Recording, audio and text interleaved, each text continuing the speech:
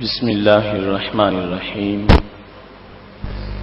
رب اشرح لي صدري ويسر لي أمري واحلل عقدة من لساني يفقهوا قولي.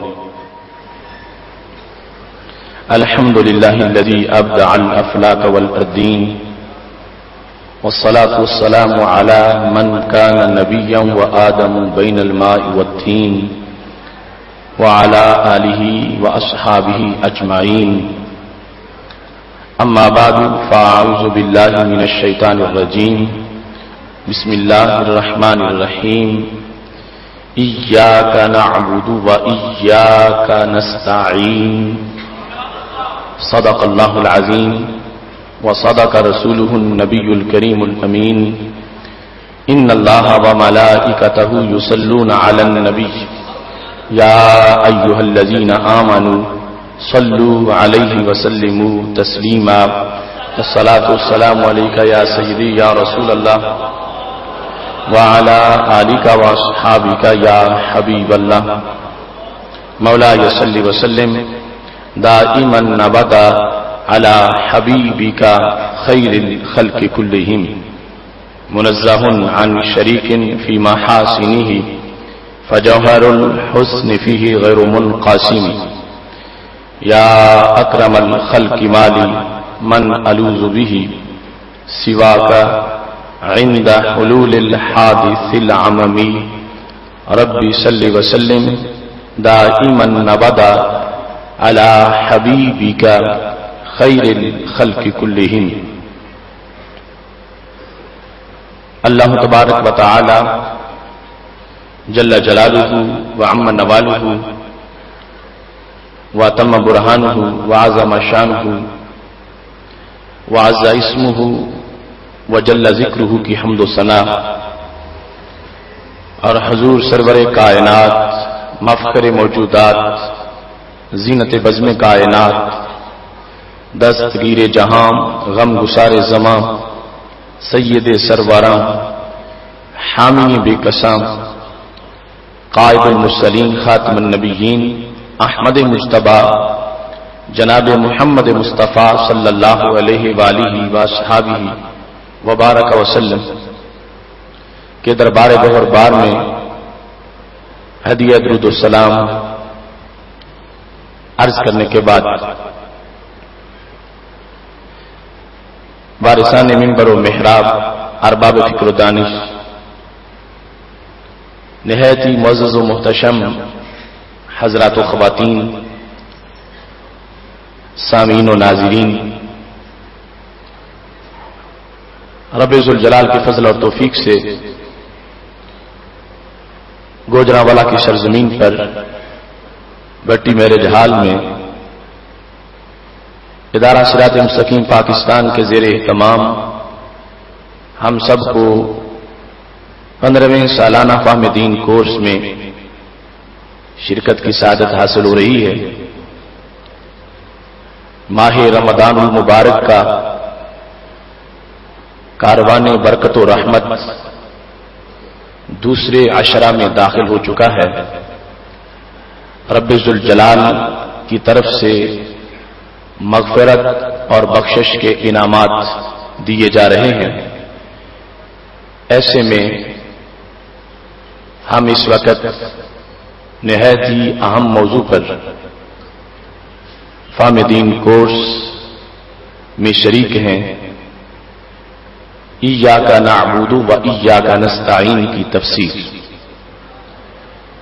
میں تمام حضرات کو اس عظیم اجتماع میں اتنے شوق سے آمد پر خوش آمدید کہتا ہوں، اور بذریعہ انٹرنیٹ پوری دنیا میں جو ہمارے کورس کے شرکاء اس وقت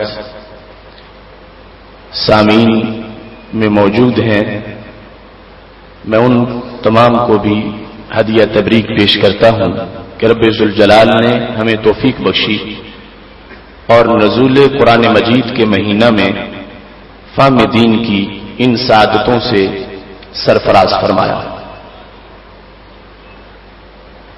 قرآن مجید برہان رشید نسخہ کیمیا، کتاب انقلاب اور نصاب زندگی ہے۔ سورہ فاتحہ قرآن مجید کی سمری ہے اور خلاصہ ہے۔ سورہ فاتحہ کا بڑا اہم مقام ہے جو آج ہماری گفتگو کا موضوع ہے۔ ایک انسان جب رب ذوالجلال کے حضور نماز میں کھڑا ہوتا ہے،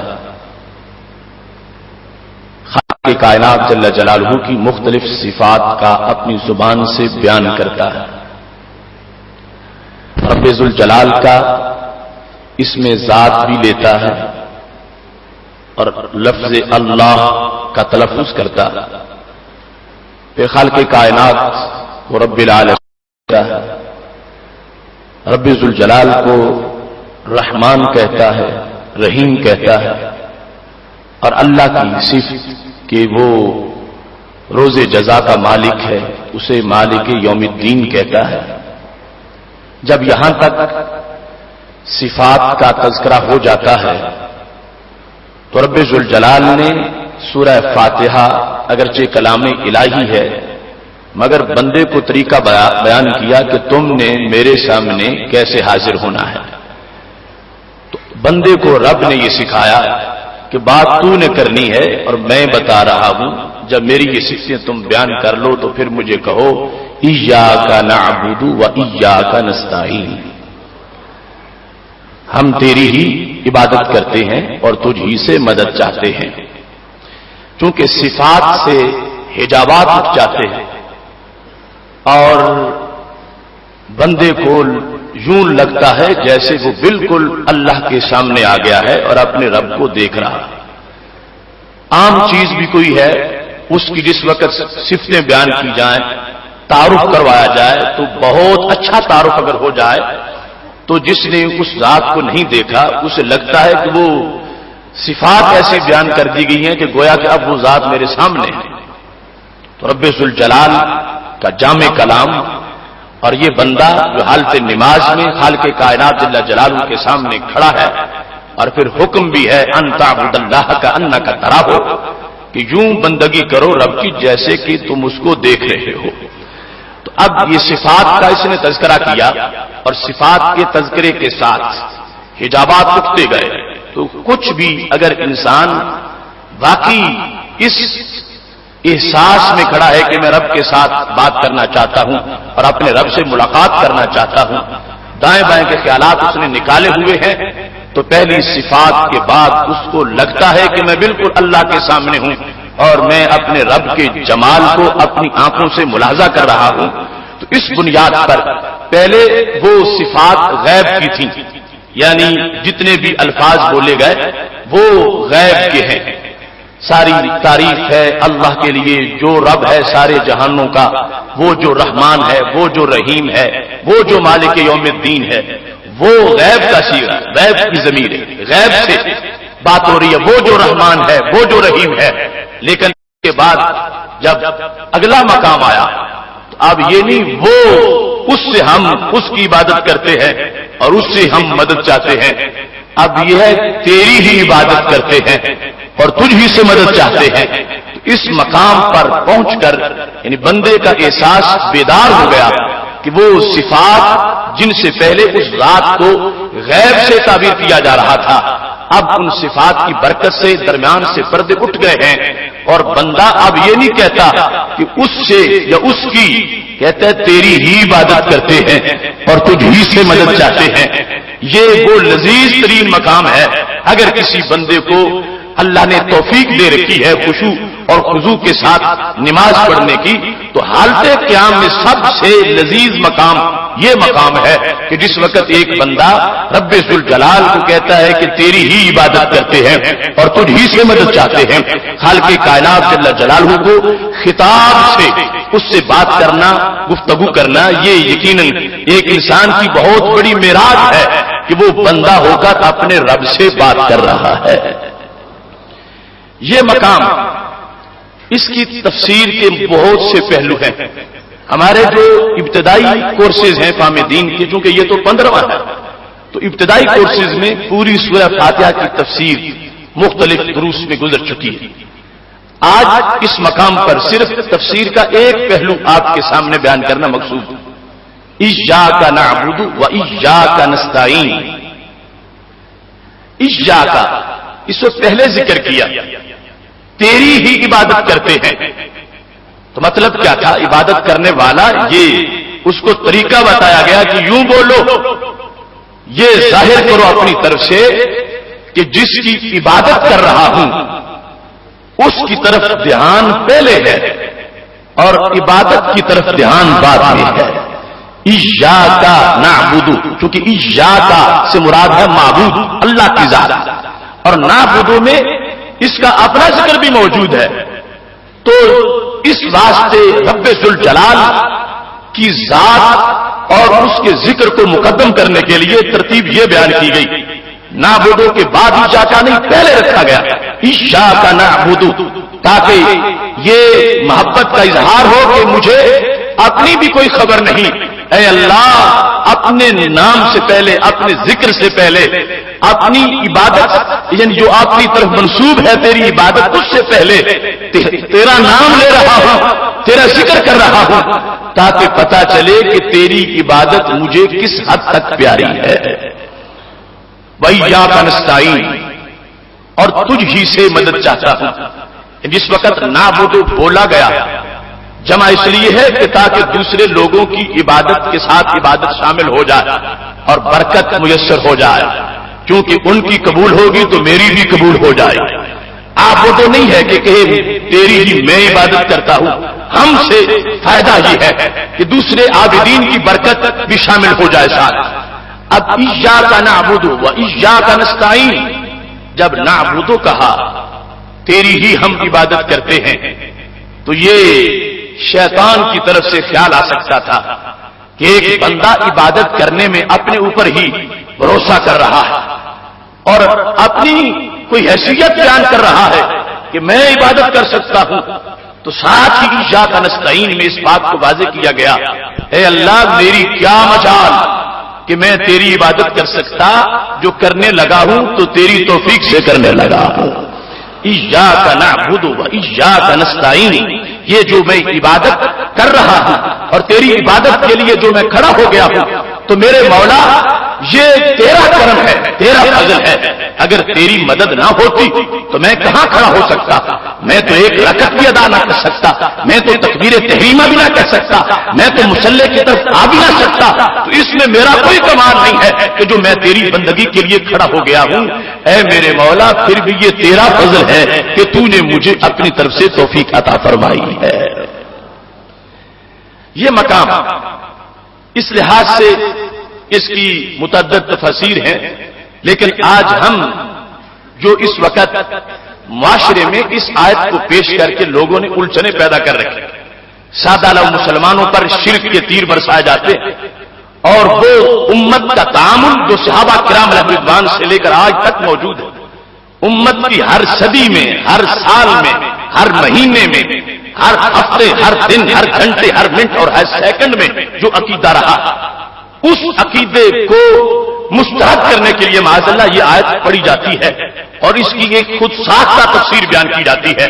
تو اس بات سے ہم قرآن و سنت سے اس کی وہ تفسیر بیان کرنا چاہتے ہیں جو خود قرآن نے بیان کی ہے اور ہمارے نبی علیہ السلام کے فرمان میں بیان کی ہے، اور جو حضرت صدیق اکبر رضی اللہ تعالیٰ عنہ سے لے کر صحابہ کرام علیہ رضوان، تابعین، تبع تابعین، ائمہ مجتہدین، تمام شیوخ اور ائمہ طریقت و شریعت اور پوری ملت نے جو تعریف کی اور جو تفسیر کی، اور اللہ کا فضل ہے اس کے تقاضے آج بھی ہمارے سینوں میں موجود ہیں.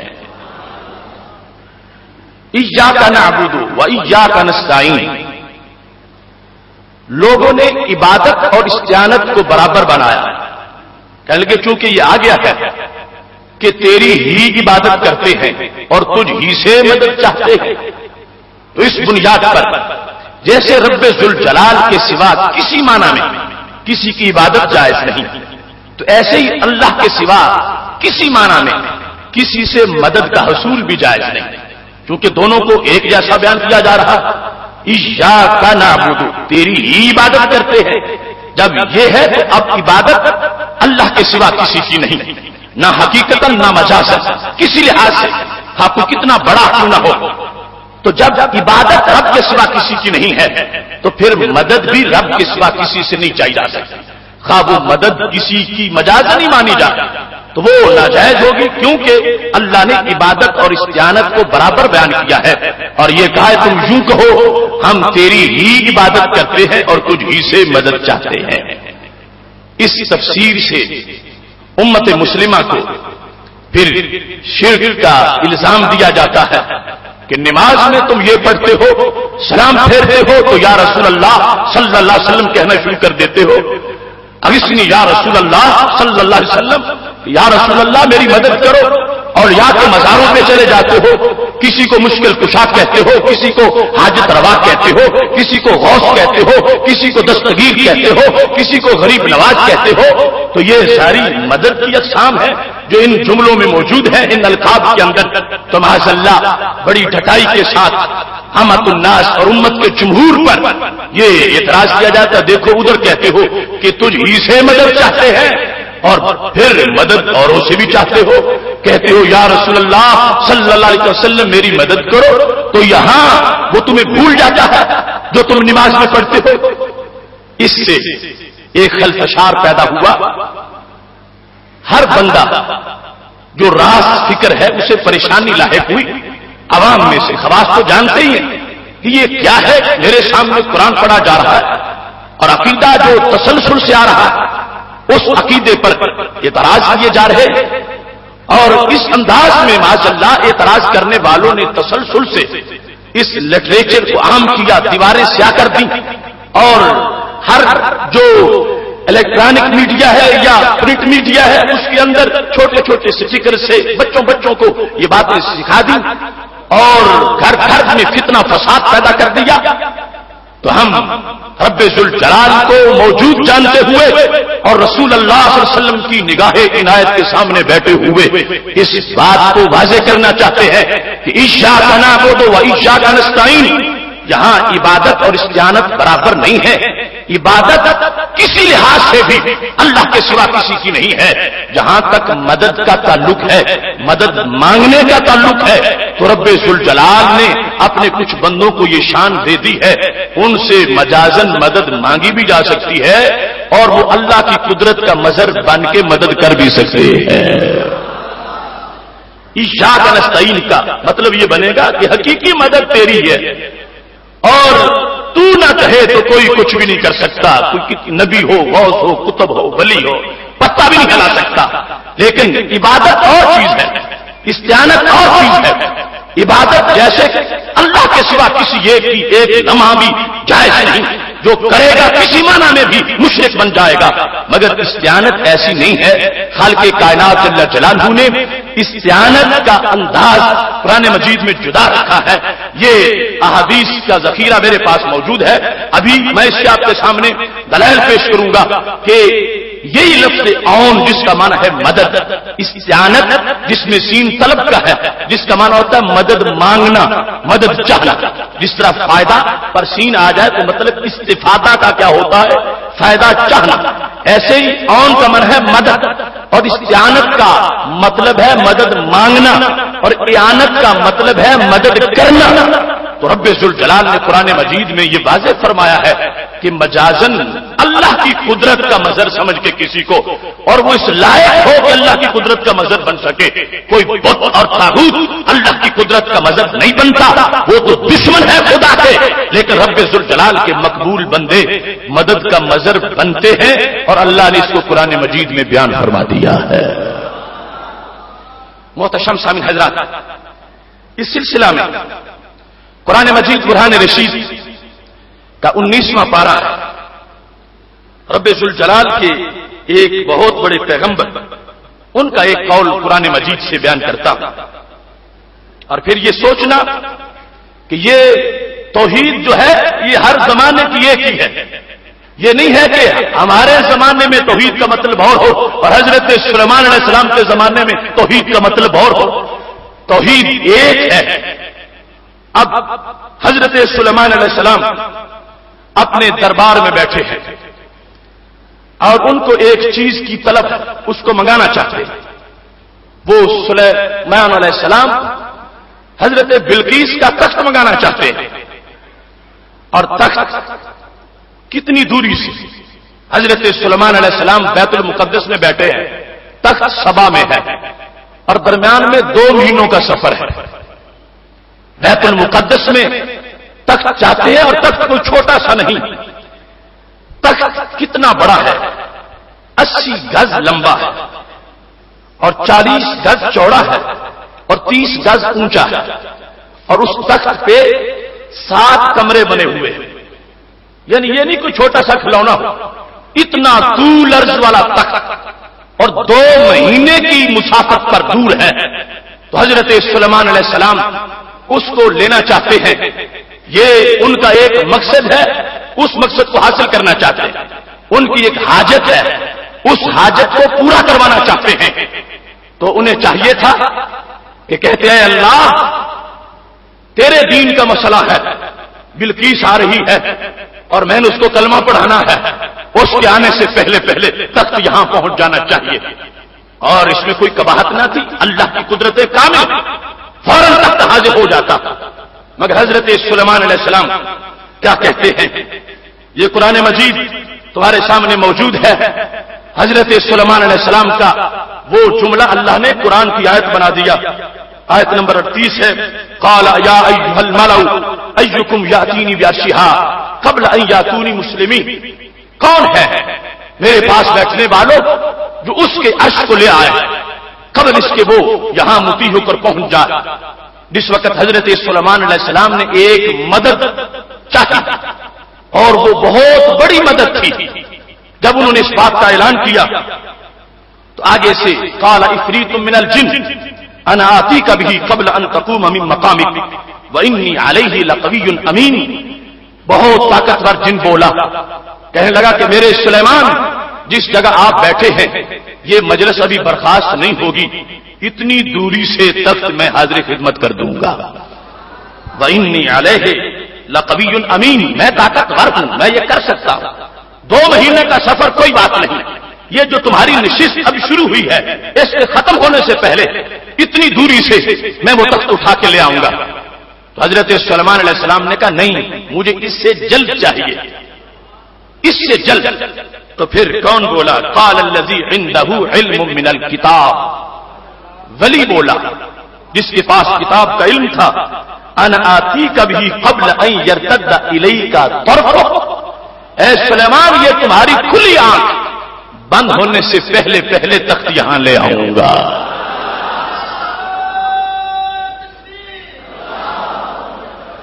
قبل ان یرتد الیک طرفک، قبل اس کے کہ تم آنکھ جھپکو اس سے پہلے پہلے تخت لاؤں گا. لانا کہاں سے؟ 2 مہینے کی مسافت سے.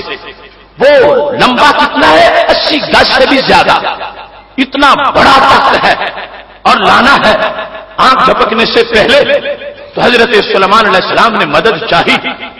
یہ اگر عبادت اور استعانت برابر کی چیزیں ہوتی تو کبھی بھی اللہ کے نبی کسی کو یہ نہ کہتے کہ یہ تو غیر اللہ کی عبادت ہو جائے گی اور معاذ اللہ شرک ہو جائے گا. اللہ کے پیغمبر تو شرک کی جڑیں کاٹنے کے لیے آتے ہیں، لیکن یہاں کہہ رہے ہیں یقیناً شرک کی جڑیں کاٹ رہے ہیں. جب اپنے ایک جلیس کی یہ شان ظاہر کرنا چاہتے ہیں کہ جس سلیمان کے پاس بیٹھنے والے خادم کی اتنی طاقت ہو، اس سلیمان کی طاقت کتنی ہوگی، اور جس سلیمان کی طاقت اتنی ہے اس سلیمان کے رحمان کی طاقت کتنی ہوگی.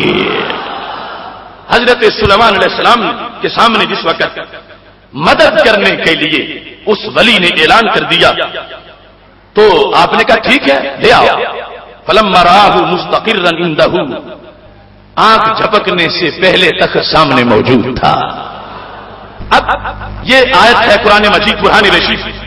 مدد مانگی گئی، مدد کی گئی، اور نصیحت قطعی ہے اور قرآن مجید ہے اور پیغام توحید ہے. اگر ایاک نعبد و ایاک نستعین میں عبادت اور استعانت دونوں برابر ہوتی کہ جیسے اللہ کے سوا کسی کی عبادت جائز نہیں، ایسے اللہ کے سوا یعنی اللہ کے کسی بندے سے مدد چاہنا بھی جائز نہیں. تو نہ حضرت سلیمان علیہ السلام مانگتے اور نہ پاس بیٹھے ہوئے آصف بن برخیہ کر سکتے. حضرت سلیمان علیہ السلام نے مانگی ہے, حضرت آصف بن برخیہ نے کر کے دکھائی ہے, اور اللہ نے یہ مدد قرآن میں بیان فرمائی ہے تاکہ لوگوں کو پتا چلے کہ عبادت کا اور مطلب ہے, استعانت کا اور مطلب ہے. استعانت عون سے ہے, اور خالق کائنات جل جلالہ نے قرآن مجید برہان رشید میں 16ویں پارے میں جہاں حضرت ذوالقرنین کا ذکر کیا تو وہاں بھی رب ذوالجلال نے اس بات کا ذکر کیا کہ جب یاجوج ماجوج کے مسئلے پر لوگ تنگ تھے اور حضرت ذوالقرنین کو کہنے لگے کہ تم ہمیں ان سے بچاؤ جہاں سے وہ نکل کے آتے ہیں, سامنے دیوار بنا دو تاکہ وہ ادھر آ ہی نہ سکے. تو حضرت ذوالقرنین نے ان کے لیے یہ ارشاد فرمایا, ٹھیک ہے میں بناتا ہوں. فَأَعِينُونِي بِقُوَّةٍ, اعینونی تم میری مدد کرو قوت کے ساتھ.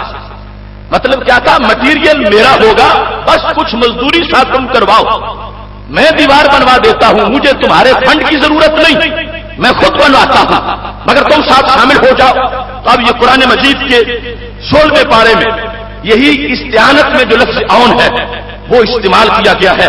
اور حضرت سلیمان علیہ السلام جس وقت ان کو حکم دے رہے ہیں, لفظ یہ ہے آیت نمبر 95 سورہ کہف کے اندر, قال ما مکنی فیہ ربی خیر, جو رب ذوالجلال نے مجھے اس میں طاقت دی ہے وہ بہتر ہے.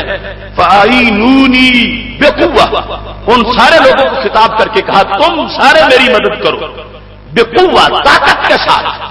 اعینونی یہ ایک مسلمان کا عقیدہ, یعنی ایک صاحب توحید کا عقیدہ قرآن بیان کر رہا ہے, ایک بہت بڑے عظمتوں والے انسان کا عقیدہ قرآن بیان کر رہا ہے. اور اس عقیدے میں ہے کیا, کسی ایک کو نہیں, وہ ہزاروں کو کہہ رہا ہے تم میری مدد کرو. اعینونی تم میری مدد کرو. اگر عبادت اور استعانت یکساں ہوتے, جیسے عبادت رب کے سوا کسی کی جائز نہیں, ایسے استعانت بھی مجازن بھی کسی سے جائز نہ ہوتی, تو کبھی بھی اعینونی کا لفظ بولنا جائز نہ ہوتا. اگر ذوالقرنین بول دیتے تو اللہ قرآن میں ذکر نہ فرماتا. خالق کائنات جل جلالہ نے قرآن مجید برہان رشید میں اس کا تذکرہ کر کے اعینونی کو ثابت کر کے اس بات کو واضح کر دیا ہے کہ بندے میرے ہیں اور میری مدد ان سے ظاہر ہوتی ہے. کون ہے جو تن کا بھی میری طاقت کے بغیر اٹھا سکے, میری دی ہوئی توفیق سے تو سب کچھ کر سکتے ہیں. تو خالق کائنات جل جلالہ نے قرآن مجید برہان رشید میں ان کی اس جملے کو ہو بہو بیان کر کے اپنی طرف سے مہر صداقت لگائی کہ اعانت ایسی چیز ہے کہ میرے بندے جب مان رہے ہیں کہ میرے ویژن کے بغیر پتا بھی نہیں ہل سکتا, اس یقین کے ساتھ اگر وہ کسی کو کہیں کہ تم میری مدد کرو تو اس میں شرک نہیں ہوگا بلکہ عین اسلام ہوگا. اس سے پتا چلا عبادت کا مفہوم اور ہے اور استعانت کا مفہوم اور ہے. قرآن مجید برہان رشید کی تیسری آیت, ویسے تو اس پر 20 آیات میں پیش کر سکتا ہوں لیکن اختصار سے تیسری آیت رب ذوالجلال نے قرآن مجید برہان رشید میں یہ حکم دیا ہے, یا ایھا الذین آمنوا استعینوا بالصبر والصلاۃ, اے ایمان والو مدد چاہو, مدد طلب کرو صبر سے اور صلاۃ سے.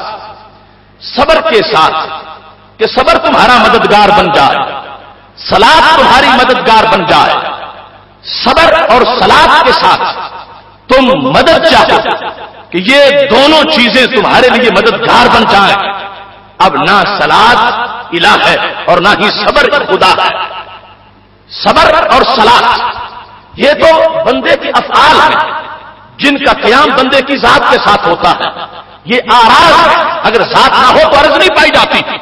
تو خالق کائنات جل جلالہ کو یہ واضح کر رہا ہے کہ میرے بندے کو ایسا مقام بھی مل جاتا ہے جب وہ میری بندگی میں ایک نقطہ کمال تک پہنچتا ہے, اس کی حالت اس کی مددگار بن جاتی ہے. اس کی کیفیت اس کے لیے مددگار بن جاتی ہے. اگر عبادت اور استعانت یکساں ہوتے تو پھر کبھی بھی صلاۃ کو مددگار نہ کہا جاتا, کبھی بھی صبر سے مدد کے حصول کا حکم نہ دیا جاتا. خالق کائنات جل جلالہ اس بات کو یہاں پہ واضح کر رہا ہے کہ ایک بندہ جس وقت وہ پوری طرح میرا ہو گیا ہے اور میرے حکم پر صبر کر رہا ہے, میرے حکم پر وہ نماز پڑھ رہا ہے, اس کی یہ کیفیتیں اس کے لیے دونوں جہان میں مددگار بن جاتی ہیں.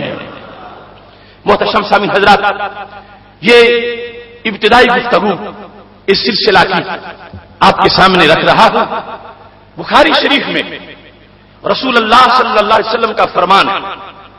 اسی لفظ استعانت کے لحاظ سے میرے محبوب علیہ الصلوۃ والسلام بیان کرنا چاہتے ہیں میری امت کے لیے آسانیاں کیسی ہوں گی. مختلف طریقے بیان کیے.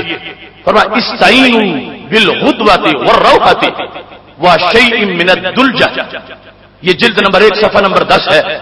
استعینوا مدد چاہو کیسے؟ بالغدوہ غدوہ سے, والروحہ روحہ سے, وشیء من الدلجہ اندھیرے سے. غدوہ کا مطلب کیا ہے؟ دن کے پہلے حصے میں سفر کرنا. روحہ کا مطلب ہے پچھلے حصے میں سفر کرنا.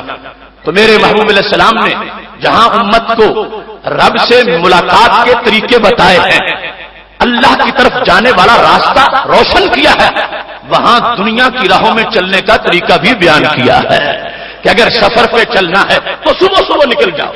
استعینوا بالغدوہ, صبح نکل کے غدوہ سے صبح کے وقت سے مدد اپنی کروا لو. غدوہ سے مدد چاہو, روحہ سے مدد چاہو, شیء من الدلجہ منہ اندھیرے نکل جاؤ. اندھیرے میں سفر اچھا طے ہو جائے گا. اب نہ دلجا خدا ہے, نہ غدوہ خدا ہے, نہ روحہ خدا ہے. غدوہ ایک وقت ہے, ایک کیفیت اور ایک عمل ہے. پہلے پہر سفر کرنا شروع دن کے اندر. روحہ ہے پچھلے پہر اور غروب کے قریب اس سے پہلے سفر کرنا. اور اندھیرا, یہ ساری جدا چیزیں ہیں. ان میں سے کوئی بھی الہ نہیں ہے, خدا نہیں ہے. لیکن رب ذوالجلال کے محبوب حضرت محمد مصطفیٰ صلی اللہ علیہ وسلم اس کا اعلان فرما رہے ہیں. اور مجنون لیلا کی داستان نہیں ہے, یہ میرے ہاتھ میں صحیح بخاری شریف ہے اور یہ قول ہے اور فرمان ہے میرے محبوب علیہ السلام کا, جنہوں نے شرک کی ساری جڑیں کاٹی ہیں. اور پاک محبوب علیہ السلام نے خود یہ لفظ استعمال کر دیے. ادھر ہے یا ایھا الذین آمنوا استعینوا بالصبر والصلاۃ. جہاں قرآن میں صبر اور صلاح کا ذکر کیا گیا ہے, وہاں میرے محبوب علیہ السلام کے فرمان میں ہے استعینوا بالغدوۃ والروحہ وشیء من الدلجہ. تو میرے محبوب علیہ السلام فرما رہے ہیں عبادت اور چیز ہے, استعانت اور چیز ہے. عبادت صرف خدا کی ہے اور مجازن بھی رب ذوالجلال کے سوا کسی کی نہیں. اور جو مدد ہے وہ حقیقتاً رب ہی سے ہے. جس سے بھی چاہو گے وہ اس کو رب کی قدرت کا مظہر مان کے مانا جائے گا. اور اللہ کی یہ شان ہے, وہ خود بھی کرتا ہے, اپنے بندوں سے بھی کروا دیتا ہے. بہت اچھا سامعین حضرات, اس میں ایک بات بڑی پیش نظر رہے. کچھ لوگ جیسے یہ آیت پیش کرتے ہیں ساتھ ایک حدیث بھی پیش کرتے ہیں اذا استعنت فاستعن باللہ, کہ جب بھی مدد چاہو تو اللہ سے چاہو. نبی علیہ السلام نے فرمایا جب بھی مدد چاہو تو اللہ سے چاہو. یہ آیت اور یہ حدیث اگر اس کی لطافت پوچھنی ہو تو ان کھوکھلے لوگوں سے نہیں, وہ بھی ہمارے ہاں سے ملے گی. کہ یہ مقام ایک خاص, کیفیت ایک خاص, وہ خشک لوگوں کو میسر نہیں آتی. وہ ان روشن دماغ اور اللہ کے کاملین کو نظر آتی ہے کہ جو درمیان میں اگر جبریل بھی مدد کرنے آ جائے تو کہتا تو کون ہوتا ہے, میرے رب کو کہ وہ کر لے گا. حالانکہ جبریل رب بھیجتا ہے کہ جاؤ جبریل حضرت ابراہیم علیہ السلام کو آگ میں گرایا جا رہا ہے اور تم جا کے ان کو کہو میں آ گیا ہوں بچانے کے لیے. اور ابراہیم علیہ السلام کہتے ہیں جبریل اما الیک فلا, جبریل تم کون ہوتے ہو میری مدد کرنے والے, میں اپنے رب سے کرواؤں گا تو اس سے نہیں لوں گا. حالانکہ جبریل کو رب نے بھیجا. اما الیک فلا، فرمایا تمہاری مدد کی مجھے کوئی ضرورت نہیں ہے۔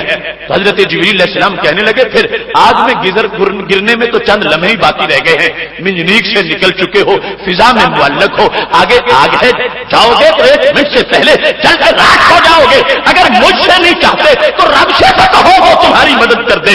فرمایا جبریل چپ کر جاؤ، حسبی من سوالی علمہ بحالی، میرے مانگنے سے وہ خود ہی بہتر جانتا ہے۔ یہ مقام اگر کسی کو حاصل ہے تو وہ ٹھیک ہے، شوق سے پڑھے، مگر اس کو اللہ کے بندوں کی دشمنی میں استعمال نہ کرے، اس کو اپنے عقیدہ توحید کی لذت نہ کرے کہ میرا رب سے تعلق یہ ہے جبریل بھی درمیان میں آ جائے، اگرچہ خدا نے بھیجا ہے تو میں کہوں گا اے اللہ تو جبریل کو نہ بھیج، خود میری مدد کر، یہ انداز ہے۔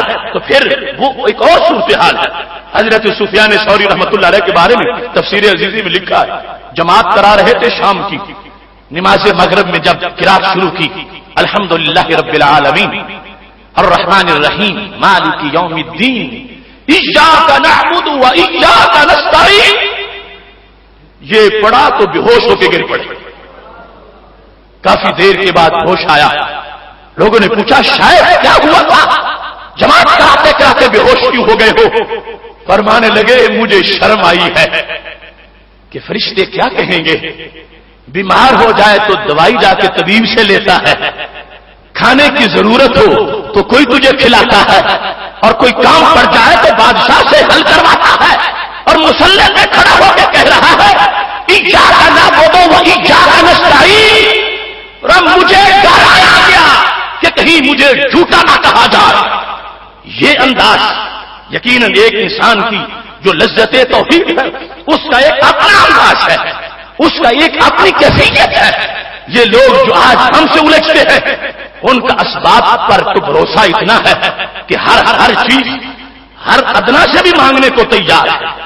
ادھر حضرت سفیان ثوری کہنے لگے مجھے ڈر آ گیا کہ کوئی کہے گا دوائی تو حکیم سے لیتے ہو اور کہہ یہ رہے ہو کہ مدد میں خدا سے چاہتا ہوں، کہیں میرا یہ عمل اس آیت کے خلاف نہ ہو۔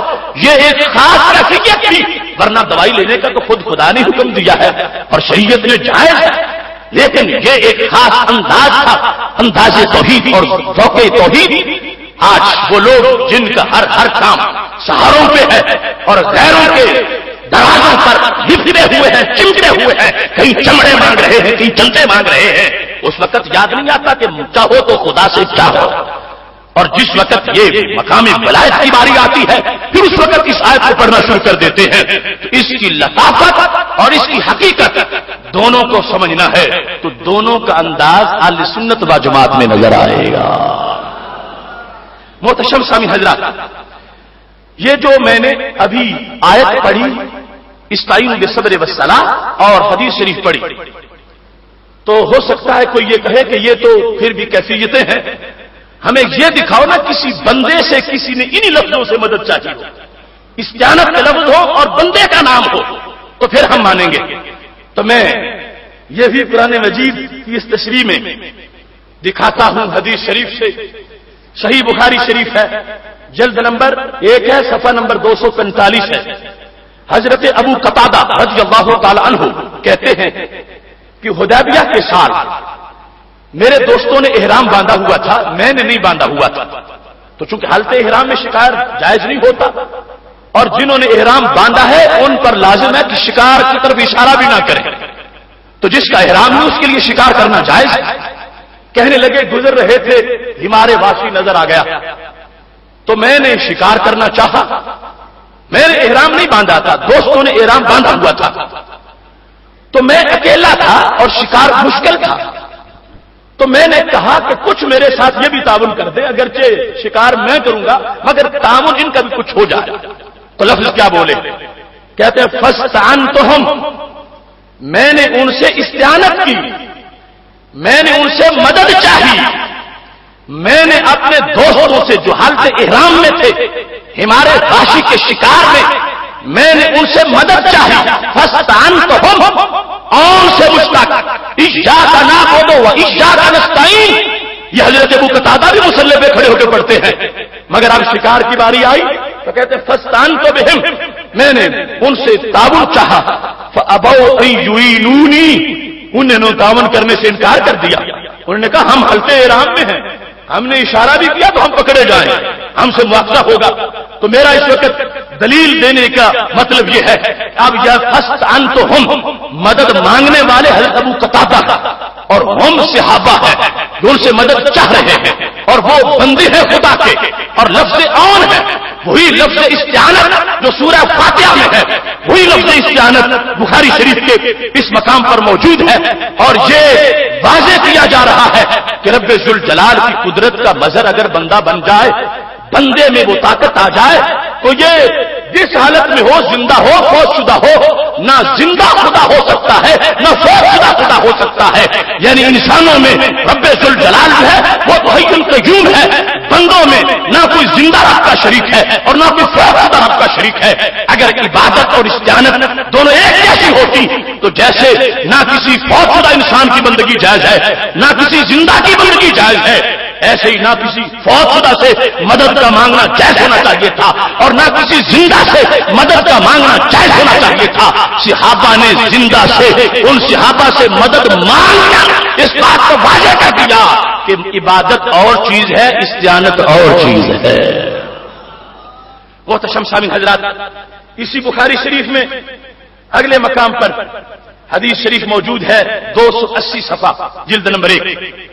حضرت علی رضی اللہ تعالیٰ عنہ کہتے ہیں جب میری شادی کا معاملہ تھا سیدہ فاطمہ رضی اللہ تعالی عنہا کے ساتھ، تو میرے پاس اخراجات نہیں تھے، تو میں نے اذخر گھاس ہے جو نبی علیہ الصلوۃ والسلام نے مستثنا کر دیا تھا، لوگوں نے کہا باقی ہر چیز حرم کی حرام کر دو کہ گھاس جائز نہیں کاٹنا، اذخر جائز رکھو۔ تو یہ میرے محبوب علیہ السلام کی زبان ہے، الا الاذخر فرما کے قیامت تک کے لیے اس گھاس کو جائز قرار دے دیا۔ اذخر قبروں میں بھی ڈالا جاتا ہے، اذخر جو سنار ہے اس وقت اپنی بھٹیوں میں جلا کے سونے کا کام کرتے تھے اور بڑا مہنگا بکتا تھا۔ تو حضرت علی رضی اللہ تعالیٰ عنہ کہتے ہیں اور تو کوئی چیز نہ تھی، میں نے اونٹنی ایک مانگ لی، ایک اپنی تھی، میں نے کہا جاتا ہوں اذخر گھاس کاٹ کے لے آتا ہوں، مدینہ شریف کی منڈی میں بیچ دوں گا، جو پیسے ملیں گے وہ شادی میں خرچ کر لوں گا۔ اب یہ بھی دیکھو وہ لوگ صابر اور شاکر کتنے تھے، یعنی آج کا کوئی بھوکے سے بھوکا بھی ایسا ہے کہ جو شادی کے لیے گھاس کاٹ رہا ہو، اور ادھر وہ شہنشاہ ولایت ہے اور رسول اللہ صلی اللہ علیہ وسلم کے داماد ہیں، اور اپنے شادی کے اخراجات کے لیے گھاس کاٹ کر پھر اس کو بیچ کر گزارا کرنا چاہتے ہیں۔ لفظ کیا بولے، کہتے ہیں فَلَا اردت ان ابیعہ من السواغین، میں نے چاہا کہ میں گھاس آ کے سناروں کے آگے بیچ دوں، وَأَسْتَعِينُ بِهِ فِي وَلِیمَةِ عُرْسِی۔ استعین، وہ جو نستعین ہے جمع کا صیغہ، استعین ہے واحد متکلم کا صیغہ، کہتے ہیں میں نے کہا استعین، اس گھاس سے میں مدد چاہوں گا اپنا ولیمہ کر لینے میں، ولیمے کے اندر مجھے اس کی قیمت کام دے جائے گی۔ تو اب یہاں پر اذخر اور اس کو بیچنا، اس سے استعانت کا ذکر حدیث شریف میں ہے، اور غیرے کی بات نہیں، حضرت علی المرتضیٰ رضی اللہ تعالیٰ عنہ کا قول ہے، اور مجنون لیلا کی داستان سے نہیں پڑھ رہا، صحیح بخاری شریف سے تمہارے سامنے پڑھ رہا ہوں۔ لفظ کیا بولے، استعین بہ، استعین، وہ ایاک نعبد و ایاک نستعین پڑھنے والے حضرت علی کہتے ہیں جب تک اللہ کا ایک طرح کا جلوہ سجدے میں نہیں نظر آتا، سجدے سے سر نہیں اٹھاتا۔ وہ اتنے بڑے پرہیزگار اور اتنی کامل نماز پڑھنے والے اس مقام پر استعین کا لفظ بول رہے ہیں کہ میں رب ذوالجلال سے جو مدد چاہتا ہوں وہ مدد اور انداز کی ہے، اور جو یہاں سے حاصل ہوگی وہ اور انداز کی ہے۔ استعین کا لفظ بول کر حضرت علی رضی اللہ تعالیٰ عنہ نے یہ واضح کر دیا کہ عبادت اور چیز ہے، استعانت اور چیز ہے۔ محترم سامعین حضرات، ابھی اس بات کی تمہید ہے اور اس کی تشریح اچھے طریقے سے بھی کرنا لازم ہے۔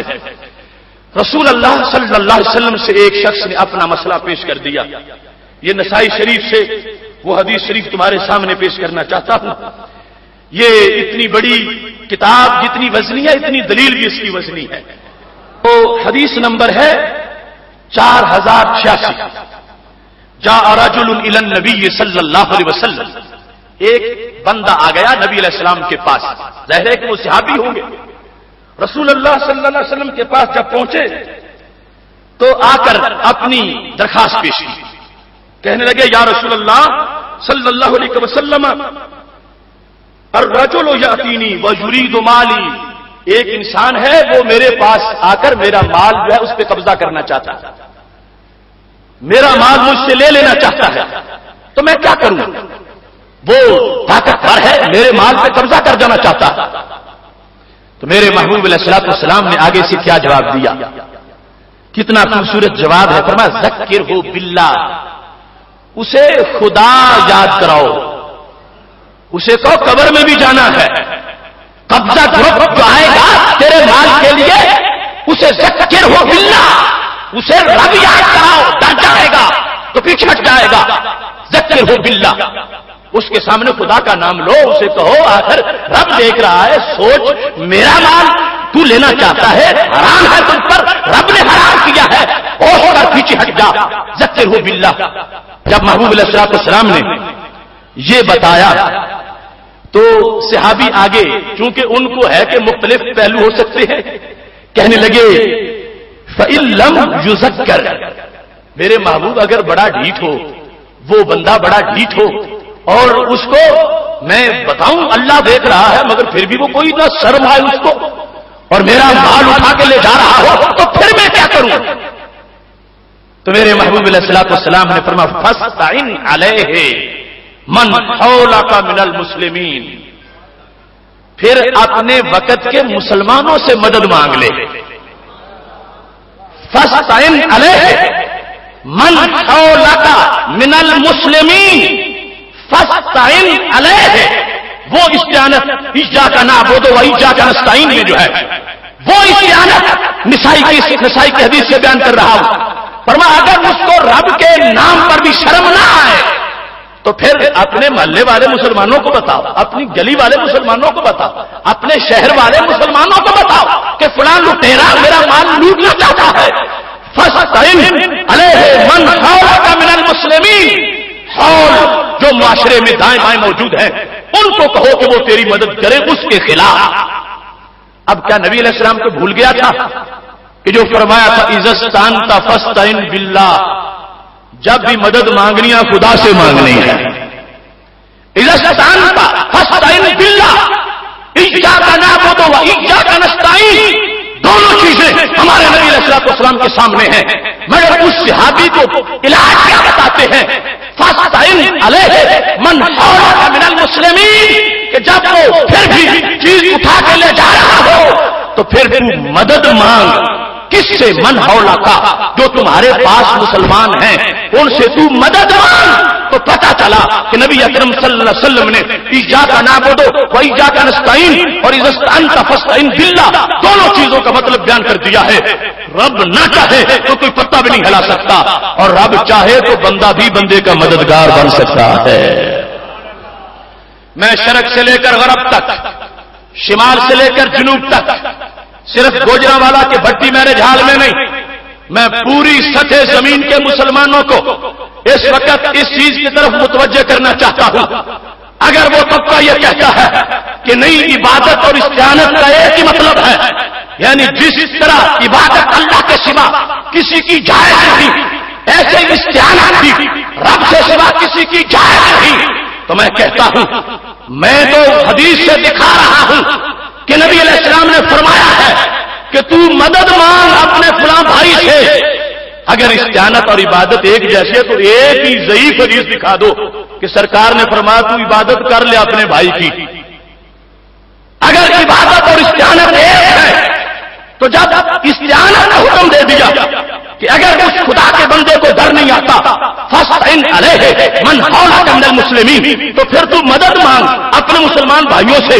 یہ تو میں دکھا رہا ہوں اور باحوالہ دکھا رہا ہوں جن کا دوسرا مذہب ہے اور کہتے ہیں عبادت استعانت ایک ہے، اللہ کے سوا نہ کسی کی عبادت جائز ہے نہ کسی سے مدد مانگنا جائز ہے. تو مدد مانگنا کو میں نے دکھا دیا، اگر برابر ہے تو پھر یہ بھی دکھاؤ کہ نبی علیہ السلام نے کسی کو کہا معاذ اللہ اے فلاں تو فلاں بندے کی کچھ دیر عبادت کر لے، اپنے محلے والے کی عبادت کر لے، اپنے شہر والے کی عبادت کر کے.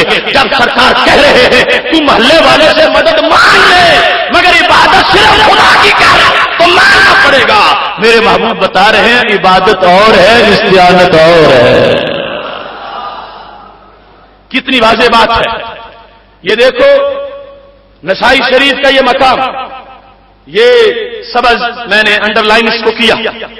جب نبی علیہ الصلوۃ والسلام نے یہ لفظ بولے کہ اپنے حال میں جو مسلمان ہیں ان سے مدد چاہو، اور یہ بھی آپ دیکھو نا کہ محبوب علیہ السلام سوسائٹی میں مسلمان کا کتنا حامی دیکھنا چاہتے ہیں کہ ایسا نہیں ہے گلی میں ڈاکہ ہو گیا سارے سو رہے ہیں کوئی آگے آتا ہی نہیں۔ فرمایا نہیں، ہم یدن علی ما سواہ، مسلمان تو مٹھی کی طرح ہونے چاہیے، گلی میں محلے میں پوری وحدت ہونی چاہیے، ایک دوسرے کی خبر ہونی چاہیے، اور لازم کیا کہ جیسے تم پر میرے کہنے پر نماز لازم ہے، ایسے میرے کہنے پر کمزور کی مدد بھی لازم ہے، ان کا ساتھ دو، اور اس کمزور کو کہا تو مانگ ان سے مدد، یہ تیری مدد کریں گے، میں نے ان پر لازم کر دیا ہے۔ اب جس وقت رسول اللہ صلی اللہ علیہ وسلم نے یہ جملہ بولا تو وہ صحابی تھے، ان کی طبیعت میں سارے مراحل موجود تھے، انہوں نے اگلا سوال کر دیا، کہنے لگے یا رسول اللہ ان لم یکن حولی احد من المسلمین، اگر کوئی مسلمان قریب نہ ہو تو پھر کیا کروں؟ یعنی یہ نہیں کہا کہ مسلمان ہو اور مدد نہ کرے، یعنی اتنا اس وقت ہے ذہن میں کہ مسلمان ہوگا تو مدد میری ضرور کرے گا، لیکن یہ بھی تو ہو سکتا ہے جب میں لٹ رہا ہوں کوئی مسلمان پاس موجود نہ ہو تو پھر میں کیا کروں؟ تو میرے محبوب علیہ الصلوۃ والسلام نے فرمایا فاستعن علیہ السلطان، پھر جو میرے دین کا حکمران ہوگا اس کے سامنے جا کے اپنا کیس رکھ دے۔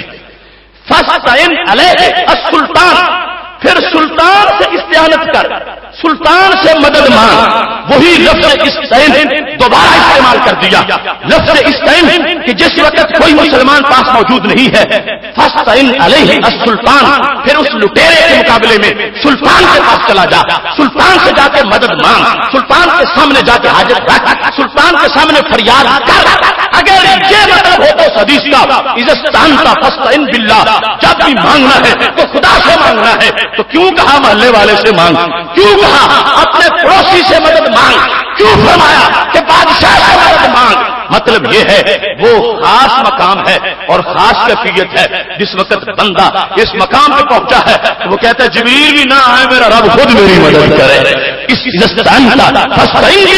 اور جو عمومی طور پر نصاب دیا ہے وہاں کو بار بار نبی علیہ السلام نے لفظ استعانت کا استعمال کیا ہے اور فرمایا تم اپنے پڑوسی سے مدد مانگ لو، اپنے بادشاہ سے مدد مانگ لو۔ تو اس سے پتہ چلا اگر عبادت استعانت کا مطلب ایک بنایا جائے تو مانا بنے گا کبھی پڑوسی کو سجدہ کر لو، کبھی بادشاہ کو سجدہ کر لو، جبکہ ہر بچہ جانتا ہے نہ پڑوسی کو سجدہ جائز ہے نہ بادشاہ کو سجدہ جائز ہے، تو پھر اس کا مطلب بنے گا کہ پڑوسی سے مدد مانگنا جائز ہے، سجدہ کرنا جائز نہیں، بادشاہ سے مدد مانگنا جائز ہے، سجدہ کرنا جائز نہیں۔ تو یہ جو ہم کہہ رہے ہیں عبادت اور ہے، مدد کرنا اور ہے۔ محتشم سامعین حضرات، اب اس سے اگلا مقام، اس میں میں یہ چاہتا ہوں کہ میں اپنے محبوب کا نام سامنے ذکر کروں۔ جس طرح ہے نا کہ ہم اللہ سے مدد چاہتے ہیں، صحابہ کہیں ہم اللہ کے نبی علیہ السلام سے مدد چاہتے ہیں۔ باقی اصل مسئلہ جو شروع سے تمہید سے میں بیان کر رہا ہوں اسی کی یہ معراج ہے اور عروج ہے کہ سید عالم نور مجسم شفیع معظم صلی اللہ علیہ وسلم کا اپنے غلاموں پہ کرم کتنا ہے اور سرکار کس طرح اپنے غلاموں کی مدد کرتے ہیں۔ فریاد امتی جو کرے حال زار میں، ممکن نہیں کہ خیر بشر کو خبر نہ ہو۔ اس مدد کے میں سینکڑوں نہیں ہزاروں حوالہ جات پیش کر سکتا ہوں، مگر اس وقت چاہتا ہوں کہ صرف لفظ استعانت سے جو نستعین میں لفظ ہیں وہی لفظ بولوں، اور میں نہ بولوں صحابہ بولیں، اور صحابہ بولیں میرے محبوب علیہ السلام کے بارے میں بولیں۔ ویسے تو وہ ہزاروں حوالہ جات، لیکن ثابت کرنا ایاک نعبد و ایاک نستعین، یہ بولنے والے صحابہ ہیں۔ انہوں نے اردو بازار لاہور میں چھپنے والا قرآن نہیں پڑھا، ڈائریکٹ سرکار کی زبان سے قرآن پڑھا ہے۔ حالانکہ اردو بازار لاہور میں جو چھپا شک اس میں بھی نہیں، مگر جو تازہ اتر کے آ رہا تھا وہ تازہ لوگوں کا ایمان تھا۔ اب جس وقت میرے محبوب علیہ الصلوۃ والسلام کے صحابی جن کا نام حضرت ابو درداء رضی اللہ تعالی عنہ ہے، بلکہ اس مقام پر حضرت جابر رضی اللہ تعالی عنہ، ان سے اس بات کو ثابت کرنا چاہتا ہوں، اور یہ حدیث شریف کی کتاب بخاری شریف جلد نمبر 2 اور صفحہ نمبر 285 میرے ہاتھ میں ہے، اور یہ پیغام لے کر نکلو اور گلی محلے تک یہ پیغام پہنچاؤ۔ وہ چھوٹے چھوٹے سے ٹکر لگانے والے کہ نماز میں ایاک نعبد و ایاک نستعین پڑھتے ہو اور نماز سے باہر یا رسول اللہ کرنا شروع کر دیتے ہو، انہیں کہو اے خود ساختہ دین والا، ہم نے یہ گھڑا نہیں ہے، ہم نے حضرت جابر سے پڑھا ہے۔ یہ بخاری شریف جلد نمبر 1 صفحہ نمبر 285، حضرت جابر رضی اللہ تعالی عنہ کہ قرض کا جب معاملہ تھا تو کیا ہوا؟ حضرت جابر کہتے ہیں ابا جی تو فوت ہو چکے تھے، قرض بہت زیادہ تھا، 6 ہمشیرہ بھی تھی، بوجھ بڑا تھا، کھجوریں پک گئیں تو میں نے چاہا کہ اگر ساری کھجوریں بھی دے دوں تو آدھا قرضہ بھی نہیں اترے گا، لیکن سال کیسے گزرے گا؟ تو میں نے سوچا کہ اب مدد کریں تو میرے محبوب کر سکتے ہیں۔ یہ بخاری اور یہ لفظ کہتے ہیں توفی عبداللہ ابن عمر، عبداللہ ابن عمر وہ علیہ دین، میرے ابا جی فوت ہو گئے، ان پر قرض باقی تھا۔ فاستعنت النبی صلی اللہ علیہ وسلم، فاستعنت النبی، میں نے نبی علیہ السلام سے مدد مانگ لی۔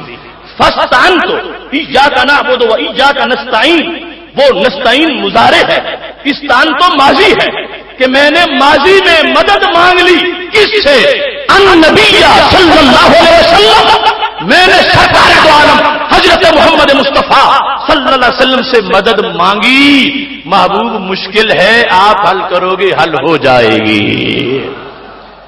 یہ بخاری شریف اور یہ فاستعنت النبی صلی اللہ علیہ وسلم، یہ امت ہے کبھی فاستعنت اللہ کہتی ہے، کبھی فاستعنت الرسول کہتی ہے۔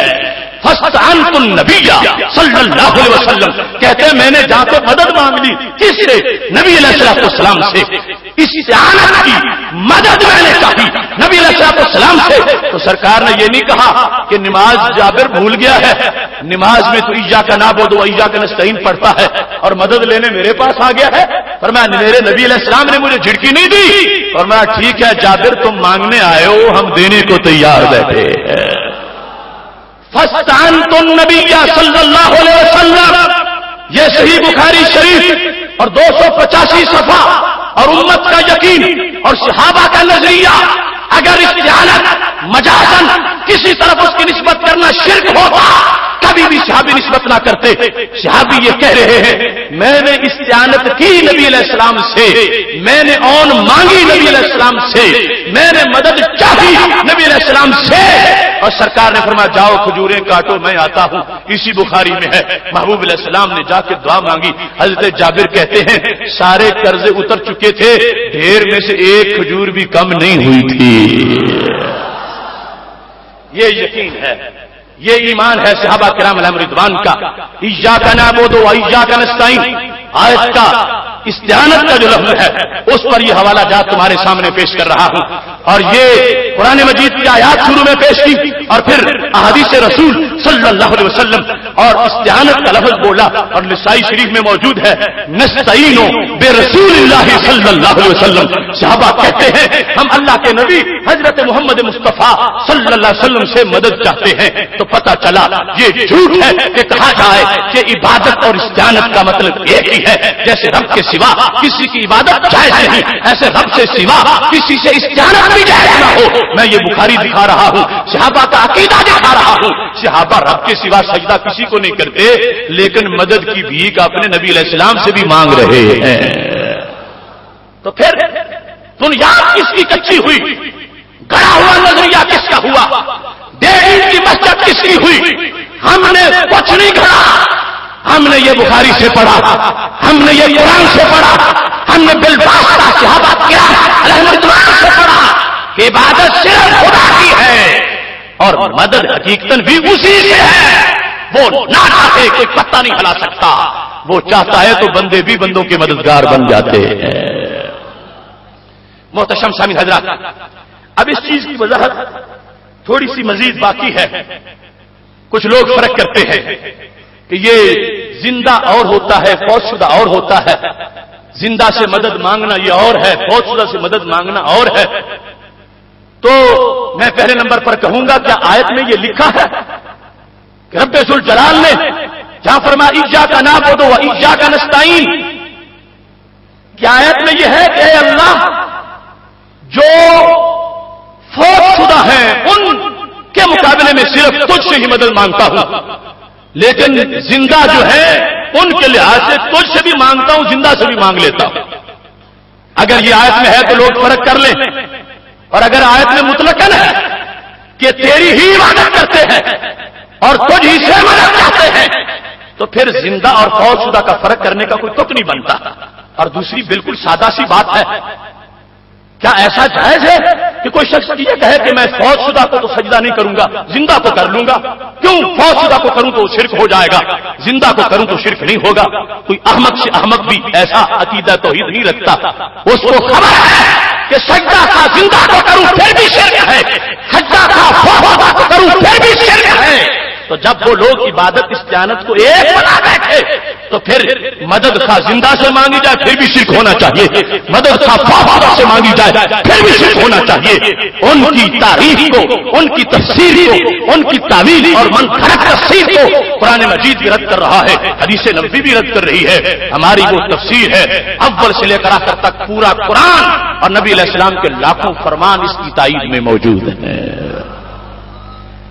اس واسطے کوئی ایسی بات نہ کرے، اور اگر کوئی کرتا ہے تو اس کا علاج بھی ہمارے پاس ہے کہ محبوب علیہ السلام دنیا سے جا چکے تھے، وصال ہو چکا تھا، پھر بھی صحابہ نے مدد مانگی ہے، سرکار نے مدد کر کے دکھائی ہے۔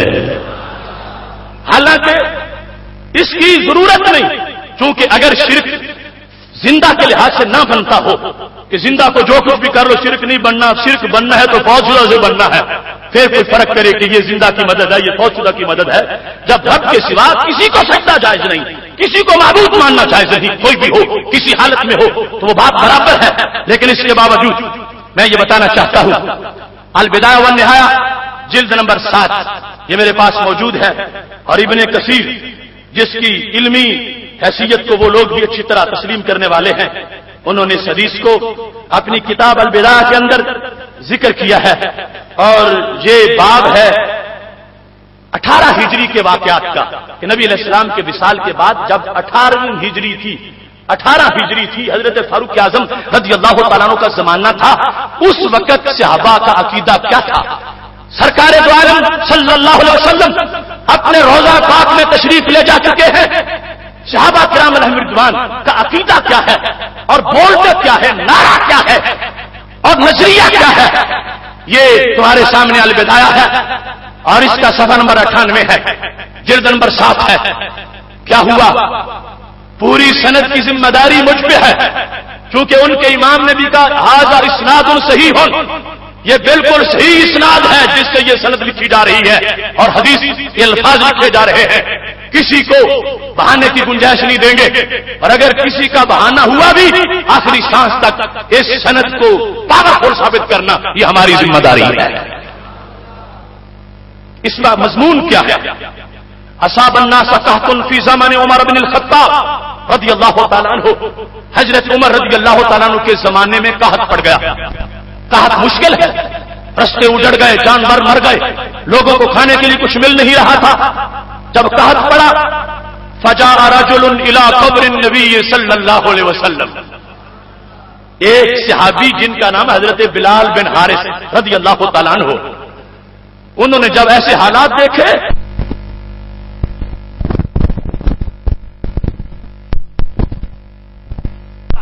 مگر کہاں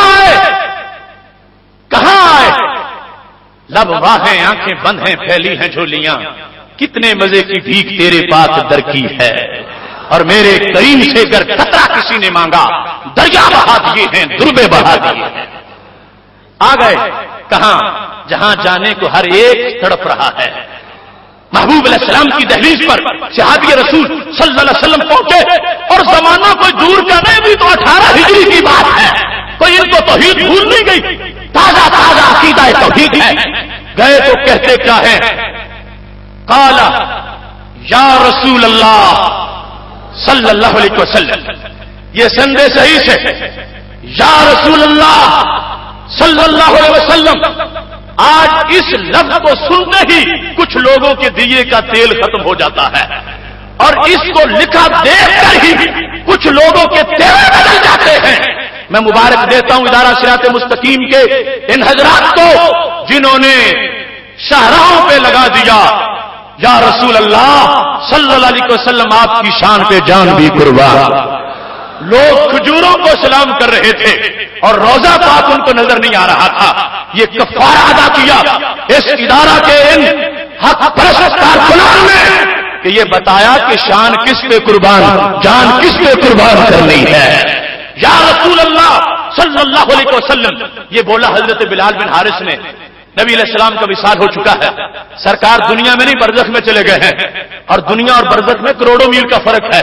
اگرچہ محبوب علیہ السلام کے لیے کوئی فرق نہیں، سب کچھ ہاتھ کی ہتھیلی پر رائی کے دانے کی طرح ہے، مگر بولنے والا تو دنیا میں ہے، اور نبی علیہ السلام قبر میں موجود ہیں۔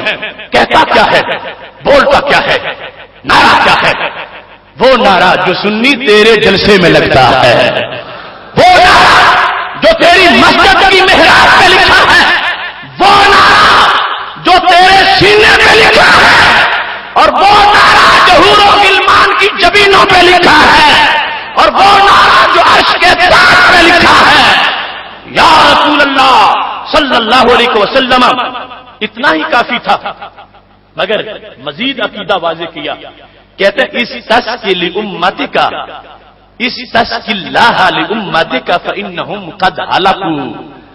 میں درخواست لے کے آیا ہوں محبوب، اللہ سے امت کے لیے بارش مانگو، امت تو ہلاک ہونے تک پہنچ گئی ہے۔ کون بولے؟ صحابی بولے۔ کہاں بولے؟ مدینہ شریف میں نبی علیہ السلام کی دہلیز پر۔ اور آج ایک مرتبہ ان کو یا کہنے پر لوگوں کو اعتراض ہے، انہوں نے 3 مرتبہ سرکار کو خطاب کیا۔ پہلے کہا یا رسول اللہ، یہ بھی خطاب ہے، پھر کہا اس تس کے آپ اللہ سے کہیں، حالانکہ پتہ ہے میں بھی کہوں گا تو رب سن لے گا۔ اس تس کے آپ محبوب آپ اللہ سے دعا مانگے، لأمتک اپنی امت کے لیے، اپنی امت کے لیے خطاب 3 بار نبی علیہ السلام کو کیا ہے۔ یہ مدد چاہنا نہیں تو اور کیا ہے؟ کہا تھا، کہا دور کرنا تھا، بارش نہیں اترتی تھی، بارش کا نزول کروانا تھا، مشکل بہت بڑی تھی، زمین بنجر ہو رہی تھی، انسان مر رہے تھے۔ حضرت بلال بن حارث رضی اللہ تعالیٰ عنہ وہاں جا کے بولے ہیں جہاں مشکلیں حل ہوتی ہیں، ان کا عقیدہ ہے رب ہر جگہ سے سنتا ہے، رب مددگار ہے، مشکل کشا ہے، حاجت روا ہے، اس سے مدد مانگنی چاہیے، مگر سرکار کے در پہ جا کر اپنی درخواست پیش کر کے قیامت تک کے لوگوں کو بتا رہے تھے۔ بریلویت اگر اس کو کہتے ہو تو یہ تو عقیدہ صحابہ میں بھی موجود تھا۔ صحابہ کرام علیہم رضوان اپنے محبوب علیہ السلام کے دربار پر کھڑے ہو کر پتہ ہے ایاک نعبد و ایاک نستعین کا، اور جانتے ہیں سرکار سے مانگنا غیر سے مانگنا نہیں، رب سے مانگنا ہے۔ یہ چاہا اس تس کے محبوب آپ مدد کرو۔ حضرت بلال بن حارث رضی اللہ تعالیٰ عنہ یہ درخواست پیش کر کے گھر آ گئے۔ کہتے ہیں عطاہ رسول اللہ صلی اللہ علیہ وسلم فی المنام، سرکار خواب میں تشریف لے آئے۔ اتنا جلد اثر ہوا، اتنا جلد فضل ہوا، کہتے ہیں سرکار خواب میں تشریف لے آئے اور آ کے کہتے ہیں ائتی عمر، نائب میرا اس وقت عمر ہے نا، بلال جاؤ میری عمر کے پاس، جاؤ عمر کے پاس جا کے فاقرہ منی السلام، پہلے اسے میرا سلام کہو۔ عادل حکمران ہو تو کتنی شان ہوتی ہے، نبی علیہ السلام سلام بھیج رہے ہیں، عمر کو میرا سلام کہو۔ وَأَخْبِرْهُمْ أَنَّهُمْ مُسْقَوْنَ، ان کو بتا دو میں ضامن ہوں بارش ہو جائے گی، انہم مسقون، بارش کر دی جائے گی۔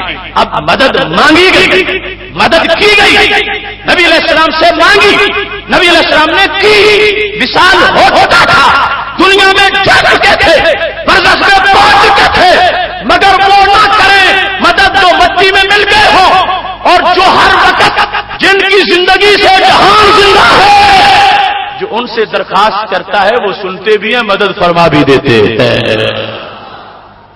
بہت شمس من حضرات، یہ ساتھ ایک رکا بھی لے لیا، عمر کو میرا پیغام بھی دو۔ کیا؟ قل لہو، عمر سے کہو، علیکا بالکیس، ہوشیار ہو کے حکومت کریں، ہوشیاری سے۔ اب جس وقت یہ صحابی حضرت عمر رضی اللہ تعالیٰ عنہ کے پاس گئے، پہلی بات میں بھی بڑی لذت ہے، اگلی بات میں بھی بڑی لذت ہے۔ آج کچھ لوگ اس پر بہانہ ڈھونڈتے ہیں کہ الرجل ذکر ہے، پتہ نہیں کون بندہ تھا، اس کا پتہ ہو تو پھر حکم لگائیں، وہ ضعیف تھا یا کمزور تھا، وہ طاقتور راوی تھا یا کون تھا۔ الرجل لکھا ہے اس کتاب میں، باقی کتابوں میں نام بھی لکھا ہے، میرے پاس اس کے 7-8 حوالہ جات موجود ہیں، لیکن ہم ان کا ہر رستہ بند کرنا چاہتے ہیں۔ آج اعتراض کرنے والوں کو رجل پتہ نہیں کون تھا، میں کہتا ہوں تمہاری عدالت کی ضرورت نہیں رہی، جب حضرت عمر فاروق کے معیار پہ جو پورا اتر گیا ہے وہ سچا ہی ہو سکتا ہے۔ اگر رجل میں کوئی کمی ہوتی تو حضرت عمر کہتے ہو تو کون ہوتا ہے میری طرف پیغام لانے والا، تو ہے ہی جھوٹا۔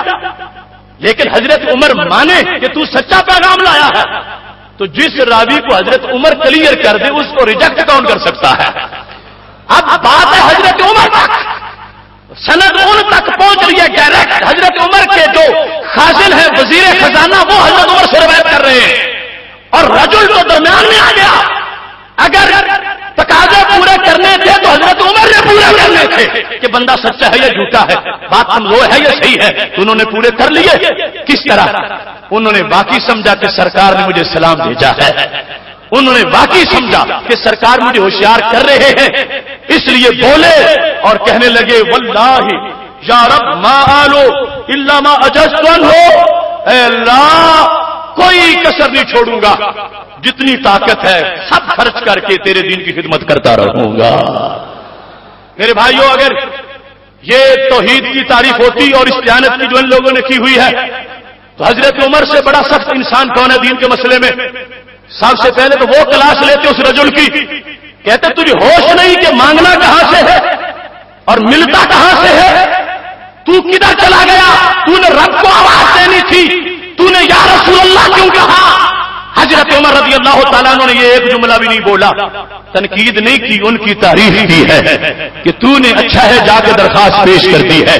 یہ ان کی طرف سے حضرت عمر رضی اللہ تعالیٰ عنہ کی طرف سے رد نہ کرنا یہ اس بات کی دلیل ہے، صحابہ کا یقین ہے عبادت کسی لحاظ سے بھی اللہ کے سوا کسی کی نہیں۔ جہاں تک مدد کا معاملہ ہے تو اللہ کے نبی بھی اللہ کے اذن سے مدد کرنے والے ہیں۔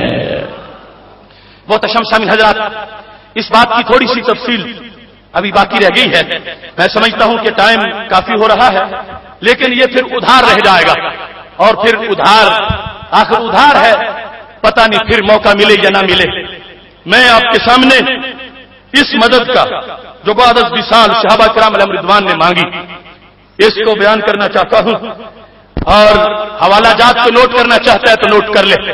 الادب المفرد امام بخاری کی کتاب ہے، اس کے 142 صفحے پر تہذیب الکمال کی اسماء الرجال جلد نمبر 11 صفحہ نمبر 211 پر اور 212 پر، عمل اليوم واللیلہ ابن سنی کی کتاب ہے صفحہ نمبر 72، الاذکار امام نووی کی کتاب ہے صفحہ نمبر 305، مسند ابن الجاد امام ابن الجاد کی کتاب ہے صفحہ نمبر 369 پر، طبقات ابن سعد کی کتاب ہے صفحہ نمبر 108 جلد نمبر 3 پر، تحفۃ الذاکرین غیر مقلدین کے امام شوکانی کی کتاب ہے صفحہ نمبر 249 پر۔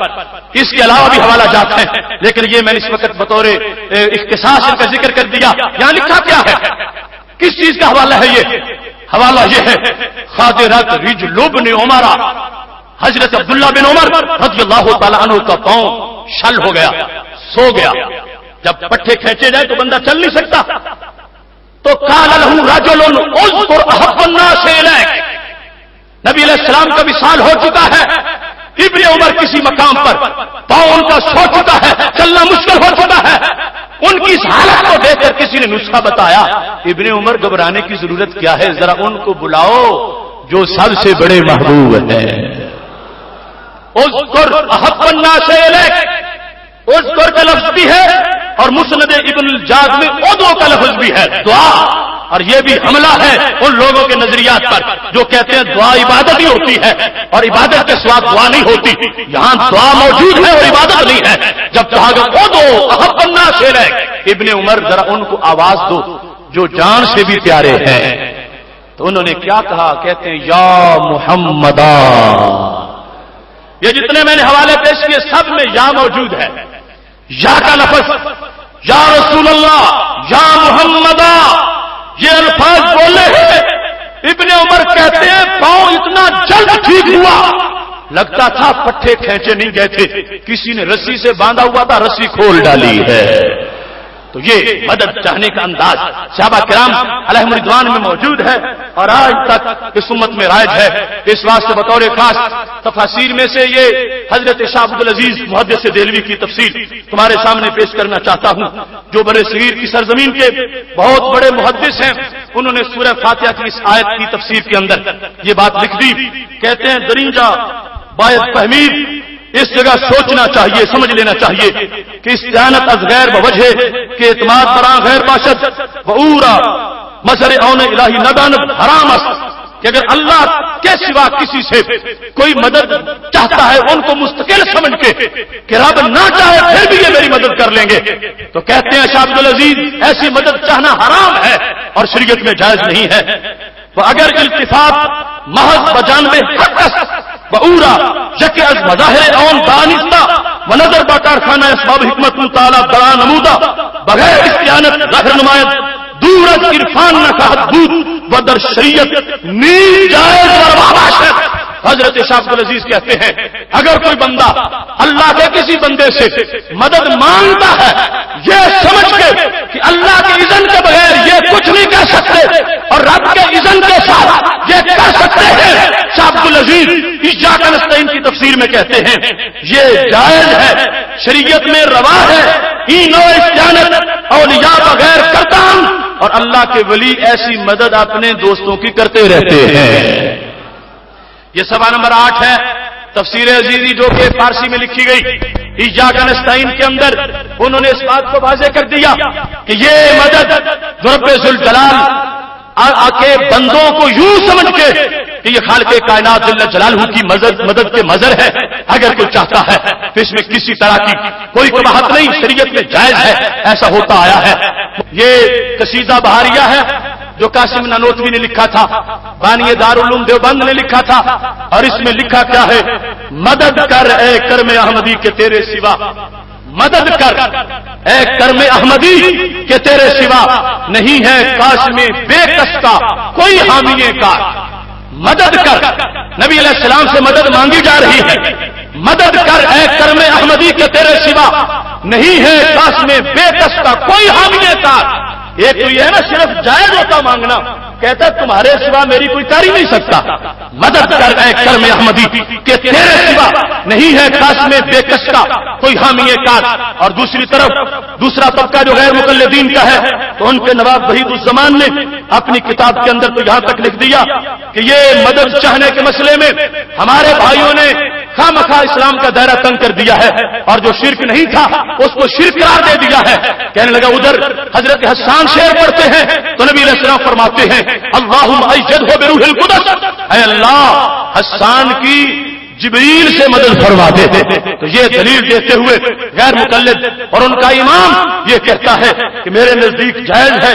میں کہتا ہوں قبلہ دین مدد، کعبہ ایمان مدد، ابن قیم مدد، قاضی شکان مدد، یعنی اپنے 2 مولویوں کا نام لے کے جو فوت ہو چکے ہیں کہتے ہیں میں تو ان سے بھی مدد مانگتا ہوں. اور ان کی مدد کے نعرے اپنی کتاب کے صفحہ نمبر 23 پر ہدیۃ المہدی میں لکھے ہوئے ہیں. اگر مانگنے پہ آئے تو قاضی شکا سے مانگ لیں، نہ مانگنے پہ آئے تو داتا صاحب سے دشمنی کرے. یہ اپنی اپنی سوچ ہے، اپنا اپنا انداز ہے. لیکن اہل سنت و جماعت ہمارے لیے کوئی یہ نئی بات نہیں. خالق کائنات جل جلالہ نے راہوں کو روشن کیا اور اب تک وہ راہیں روشن ہیں. یہ کتاب تمہارے سامنے یہ اس بندے کی کتاب ہے جس کو شیخ الہند کہا جاتا ہے، محمود الحسن دیوبندی. اور اس نے اپنے استاد رشید احمد گنگوئی کے وفات پر یہ لکھا تھا مرثیہ، اور دیوبند کا چھپا ہوا ہے. اس کے اوپر جو لقب لکھے ہوئے ہیں رشید گنگوئی کے، اگر آپ یہ داتا صاحب کے لکھیں تو آپ پر 1000 فتویٰ لگے گا. رشید گنگوئی کو لکھا ہے قطب العالم، خاتم الاولیاء والمحدثین، فخر الفقہاء والمشائخ، حضرت علی ماوائے جہاں. ہم نبی علیہ السلام کو کہیں یتیموں کا ملجا، غریبوں کا ماوا، تو کہتے ہیں نہیں پناہ صرف خدا دیتا ہے اور کوئی بچا نہیں سکتا. اور ادھر لکھا ہے ماوائے جہاں، یہ مولوی ہمارا سارے جہانوں کو پناہ دینے والا ہے، مخدوم الکل، ساری کائنات کا مخدوم ہے، مطاع العالم، سارا جہان اس کی اطاعت کرتا ہے. یہ اس کے بارے میں لکھ کر آگے شعر لکھتے لکھتے اب یہ شعر ہے: ہوائج دنیا و دین کے کہاں لے جائیں ہم یا رب، ہوائج دین و دنیا کے کہاں لے جائیں ہم یا رب، گیا وہ قبلہ حاجات روحانی و جسمانی. اے اللہ اب رشید اول مر گیا ہے تو ہم حاجتیں کیسے پوری کروائیں؟ یہ دیکھو عقل پہ پردہ، ہوائج دین و دنیا کے کہاں لے جائیں ہم یا رب. اللہ کو کہتے ہیں اب حاجتیں کون ہماری پوری کرے گا؟ یا رب حاجتیں کون ہماری پوری کرے گا؟ کیوں؟ گیا وہ قبلہ حاجات روحانی و جسمانی. جو روحانی جسمانی حاجتیں پوری کرتا تھا وہ تو فوت ہو گیا ہے. فوت ہو جانے والوں کے اس انداز پر اور یہ حاجات رب کو کہہ رہے ہیں بتا اب ہم کس سے مانگیں؟ وہ جس سے مانگتے تھے وہ فوت ہو گیا ہے. تو ہم اس عقیدے کو کلیئر کرنا چاہتے ہیں. ہم وہ نہیں کہ جن کو کسی دو روحی کا اور دوسرے انداز کا سامنا کرنا پڑے. رب ذوالجلال نے اہل سنت و جماعت کو یہ عظمت عطا فرمائی ہے. حضرت صدیق اکبر رضی اللہ تعالیٰ عنہ سے لے کر آج کے مومن تک بالکل مساوی مسلسل عقیدہ ہے کہ رب ذوالجلال کا اذن نہ ہو کوئی پتہ نہیں ہلا سکتا. رب چاہے تو اس کے بندے سب کچھ ہلا سکتے ہیں. اور خالق کائنات نے عبادت کو اور درجہ دیا. اللہ کے سوا کوئی معبود نہیں، نہ کوئی حقیقی نہ کوئی مجازی، لیکن رب کے سوا مجازن مدد کرنے والے موجود ہیں. اپنی گفتگو ان اشعار پہ ختم کرتا ہوں. کچھ لوگ شعر لکھ رہے تھے عبادت میں تم ایاک نعبد و ایاک نستعین پڑھتے ہو اور باہر نکلتے ہو تمہیں بھول جاتا ہے. تو میں ان سے کہہ رہا ہوں سن لو، علاج ہے یہ منکر کی بھول کا. سن لو، علاج ہے یہ منکر کی بھول کا، یہ برملا اعلان ہے حق کے اصول کا. سن لو، علاج ہے یہ منکر کی بھول کا، یہ برملا اعلان ہے حق کے اصول کا. گو سالہ تحقیق میں گزرے ہیں بال یقین، دیتا ہوں مفت میں نہیں ہے یہ مول کا. گو سالہ تحقیق میں گزرے ہیں بال یقین، گو سالہ تحقیق میں گزرے ہیں بال یقین، دیتا ہوں مفت میں نہیں ہے یہ مول کا. ایاک نستعین سے چھوڑے جو اولیاء، ایاک نستعین سے چھوڑے جو اولیاء، کیا دین ہے ایسے ظلم و جہور کا. پرستش صرف خدا کی ہے مانے جو ہم ولی، یہ واسطہ ہے رب کی رضا کے حصول کا. پرستش صرف خدا کی ہے، پرستش صرف خدا کی ہے مانے جو ہم ولی. مانے کا مطلب کیا ہے؟ بندہ ان کو رب کا مانے، مظہر معبود نہیں. کوئی ہمارے مقابلے میں ایسا نہ پڑے کہ وہ ما نعبدہم الا لیقربونا الی اللہ زلفی، کہ مشرک بھی کہتے تھے ہم بتوں کی اس لیے عبادت کرتے ہیں کہ ہمیں رب کا قرب دلائے. تو میں کہتا ہوں ہوش سے بولنا. مشرک بتوں کی عبادت کر کے اللہ کا قرب پانا چاہتے تھے تو رب نے جھٹلایا. جو میرے شریک ساتھ لے کے آئے گا میں اس کو کیسے قبول کروں گا؟ اور ہم کسی ولی کی عبادت نہیں کرتے، ان کو رب کا بندہ مانتے ہیں. پرستش صرف خدا کی ہے مانے جو ہم ولی، یہ واسطہ ہے رب کی رضا کے حصول کا. اذن خدا نہ ہو تو اللہ کے اولیاء نہ دے سکیں کسی کو پتہ ببول کا. یہ ہمارا عقیدہ. اذن خدا نہ ہو تو اللہ کے یہ ولی نہ دے سکیں کسی کو پتہ ببول کا. آصف کی یا الہی کچھ سے ہے یہ دعا، ڈنکا بجاؤں ہر جگہ اس کے رسول کا. یہ مختصر سا اس کا انٹروڈکشن تھا، کیونکہ یہ بات عمر کے ساتھ چلنے والی ہے. انشاءاللہ آگے اس کی تشریحات ہوتی رہیں گی. آج اتفاق سے جو 11واں روزہ ہے اور جمعۃ المبارک میں ہمارا موضوع بھی اس بات پر ہے، مفہوم قرآن بدلنے کی واردات جو 11ویں قسط ہے، اور اس میں آیت وما اہل بھی لغیر اللہ، جو ختم والی چیز بھیجتے ہو تو وہ کہتے نہیں یہ تو حرام ہو چکی ہے. یہ جو کہا بکرا غوث پاک یہ حرام ہو چکا ہے، اللہ نے قرآن میں کہا وما اہل بھی لغیر اللہ. ہم اس واردات کا پردہ چاک کر کے یہ بتانا چاہتے ہیں وما اہل بھی لغیر اللہ سے وہ مراد نہیں جو تم نے لے لیا ہے، اور جو کچھ مراد ساری امت نے لیا ہے وہ مراد ہے جس پہ آج بھی سنی برقرار ہے. میں آپ تمام حضرات کا مشکور ہوں، اتنا طویل وقت آپ نے اس پروگرام کے لیے دیا، رب ذوالجلال آپ کو کامیاب کرے۔ اور کل بھی بڑا اہم موضوع ہے نبی علیہ الصلوۃ والسلام کی شجاعت، وقت پہ تشریف لائیں۔ وآخر دعوانا الحمد للہ رب العالمین۔